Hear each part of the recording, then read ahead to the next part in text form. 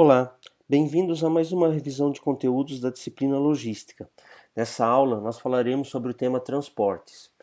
É uma área particularmente importante dentro da logística porque ela possui grande visibilidade, principalmente perante os clientes, e também porque, dentre as operações logísticas, é aquela que traz o maior custo para a organização, podendo chegar até 2/3 dos custos logísticos totais alocados na operação de transporte. Para tratar desse tema, que é bastante complexo e demandaria uma grande quantidade de tempo, nós vamos nos ater a dois aspectos fundamentais. Primeiro, o transporte de longa distância, que depende essencialmente da definição dos modais adotados.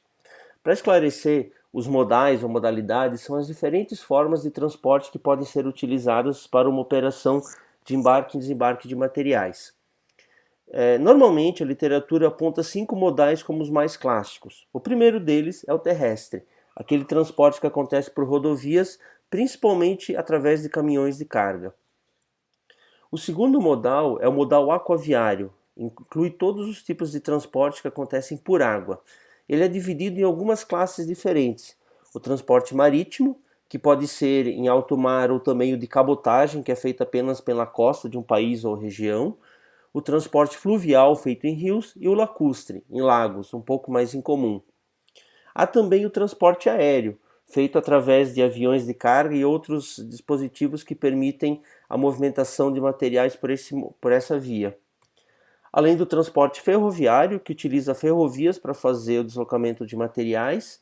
E por último, e menos conhecido, o transporte dutoviário, aqui na nossa região bastante presente, por exemplo, através de gasoduto, mas também utilizado em áreas petrolíferas, com os oleodutos e assim por diante. Cada modal possui características próprias, algumas vantagens e desvantagens. Por exemplo, em termos de velocidade, o transporte aéreo é muito mais rápido que os outros. Porém, em capacidade de carga se destacam o aquaviário e o ferroviário. O dutoviário tem como grande benefício a sua frequência, ou seja, é um transporte que pode operar continuamente depois de instalado. Já o transporte terrestre tem uma grande flexibilidade e também a possibilidade de fazer operações porta a porta.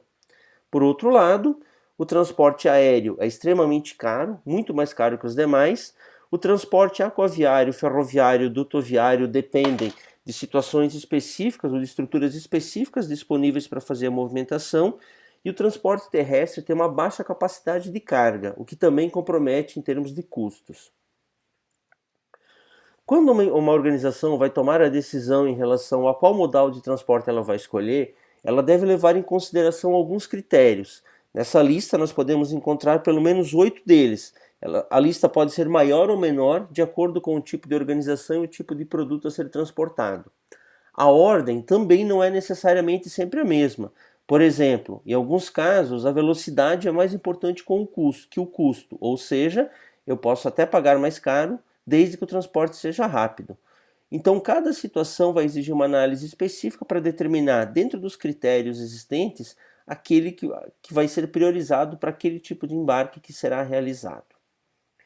Outro aspecto a ser considerado dentro da logística de transportes é a questão da distribuição. A distribuição significa a entrega de produtos para o destino final, distribuir ou entregar, normalmente até em pequenos volumes, para quem vai utilizar o produto, para quem comprou, para quem necessita daquele material. Há duas questões principais na distribuição. Primeiro, a decisão entre fazer a distribuição por conta própria e a distribuição terceirizada. Aqui nesse modelo nós podemos encontrar algumas características em relação a cada uma dessas alternativas. O transporte próprio vai gerar um maior controle sobre a operação, porém vai exigir maior investimento. Enquanto que o transporte terceirizado não exige investimento, já que a empresa pode usar a estrutura, os ativos de terceiros. Por outro lado, ela perde um pouco do controle da operação. Então, além da questão financeira e do controle, outra coisa que deve ser pesada, que normalmente será considerada, é a questão estratégica. O quão importante a distribuição é para o sucesso do meu negócio.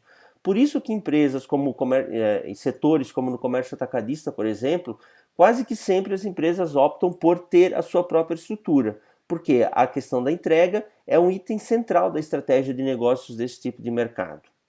E o último ponto interessante são os transportes especiais. Algumas empresas, por características do seu produto ou do seu segmento, não encontram no mercado terceirizados aptos a fornecer o produto ou o serviço de transporte que ela necessita. Então, nesse caso, a empresa é obrigada a constituir a sua própria estrutura.